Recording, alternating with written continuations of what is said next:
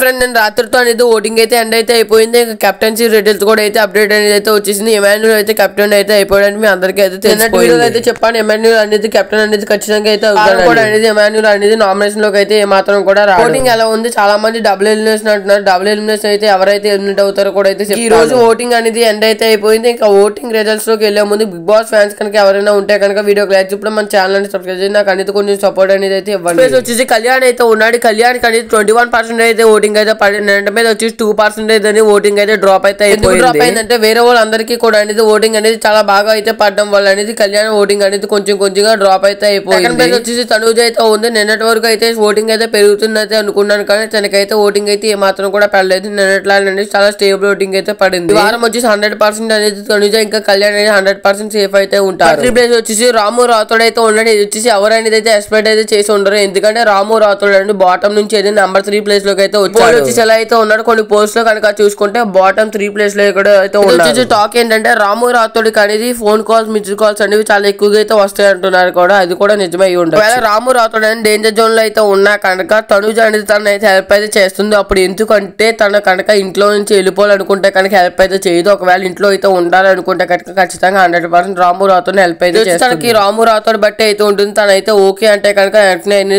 Buzzer అనేది అయితే 4 and 5 place లో బర్నీ ఇంకా శ్రీనివాస్ అయితే ఉన్నాడు. ఈ పోల్ అనేది శ్రీనివాస్ ఎలా అయితే ఉన్నాడు, కానీ వేరే అన్ని పోస్ట్ లో కూడా అనేది బాటమ్ లో అయితే ఉన్నాడు. 6 and 7 ప్లేసెస్ వచ్చేసి సుమన్ శెట్టి అండ్ సంజన గారు అయితే ఉన్నారు. వీళ్ళిద్దరికి అనేది ఒకే లెవెల్ అనేది ఓటింగ్ అయితే పడుతుంది. పోల్ అనేది అంటే సమయానికి 1,06,000 ఓట్లు అనేది అయితే పడాలి. ఓటింగ్ లో అనేది ఖచ్చితంగా తనుజ అండ్ కళ్యాణ్ అనేది 1 and 2 ప్లేసెస్ అనేది సుమన్ నెంబర్ 3 లో వచ్చేసి సంజన అయితే ఉంటారు. ప్లేస్ వచ్చేసి బర్నీ ఆర్ రాము ఇద్దరు ఎవరైనా ఉండొచ్చు. నెంబర్ 7 ప్లేస్ తో వచ్చేసి ఖచ్చితంగా శ్రీనివాస్ అయితే ఉంటారు. వచ్చేసి డబుల్ ఎలిమినేషన్ కనుక అవుతే సుమన్ శెట్టి ఆర్ సంజన వీళ్ళిద్దరు అనేది ఒకరైతే వెళ్ళిపోతారు. ఛాన్సెస్ ప్రాబిలిటీ అయితే ఉంది. మళ్ళీ ఇంకో ప్రాబిలిటీ ఏంటంటే శ్రీనివాస్ బర్నీ రాము వీళ్ళ ముగ్గురులో కూడా ఒకరైతే డబుల్ ఎలిమినేషన్ కనుక జరిగితే ఈ 5 ప్లేస్ అయితే జరుగుతుంది. సోమం శెట్టి, సంజన, బర్నీ, రాము రాథోడ్, శ్రీనివాస్ 5లోనే వచ్చేసి డబుల్ ఎలిమినేషన్ అయితే ఉండే అవకాశాలు అయితే ఉన్నాయి. కాసేపట్లో అనేది అయితే ఎలిమినేషన్ అప్డేట్ అయితే వస్తుంది. అప్పటి వరకు వెయిట్ చేయండి. చూసినందుకు థ్యాంక్స్ ఫర్ వాచింగ్.